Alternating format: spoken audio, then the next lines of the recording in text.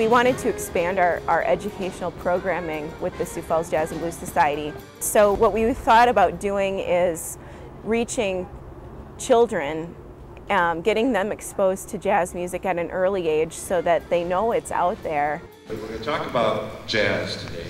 We're going to talk about saxophones and trumpets, rhythms, cool sounds. We're going to talk about the Mississippi River and the blues and American history and the American dream, all of that. It was just a program to go to middle schools and do a jazz history program, and after doing a few we decided we need a script, and having something that could link up with the slideshow would be terrific.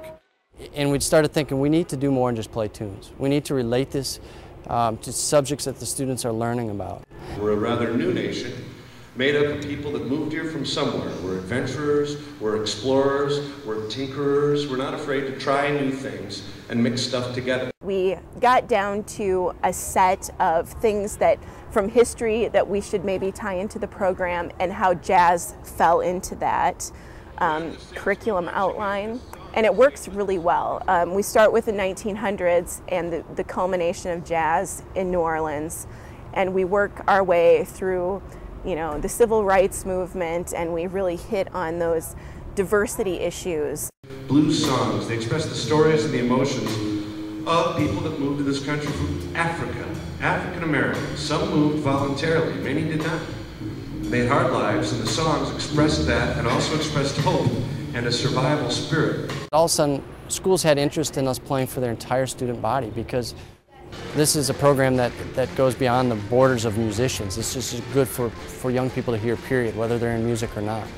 The band would go stay at a nice hotel downtown, you know, and Lionel and Teddy would have to get in a dark vehicle and drive half an hour out of town just to stay somewhere. They weren't allowed in the same hotels. And that was in the north.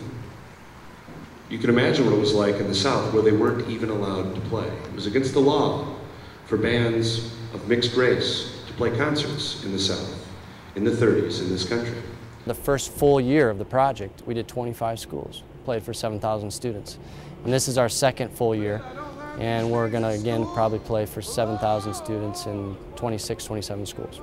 It's really important for us to tie this music into what they're listening to on the radio and on their iPods today.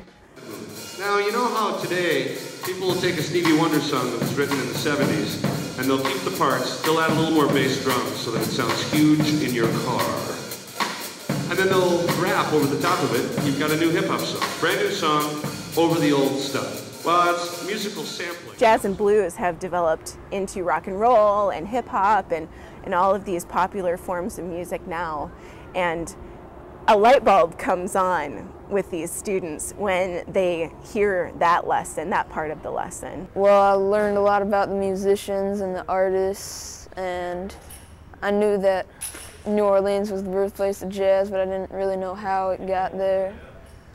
And I just thought it was a really interesting program. Wasn't really aware of how much jazz and stuff, or how much stuff is put into it. Just kind of learning everything about how jazz has influenced every different kinds of music. It's kind of neat to learn that. I thought it was good. They played good music and learned a lot about jazz that didn't know.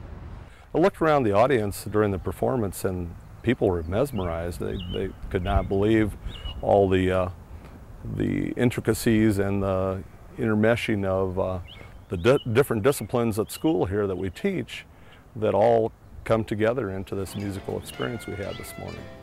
Hopefully the kids that are interested in jazz are willing, have enough just reassurance to pursue it, to ask their band director about it, or to maybe go find something in the library or online, or just go seek out that music.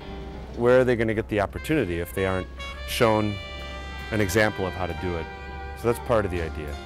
Something like this I hope will exist in 5 or 10 years, because there's still going to be middle school kids. The music will be 5 or 10 years older at that point. It helps to have somebody telling them about it.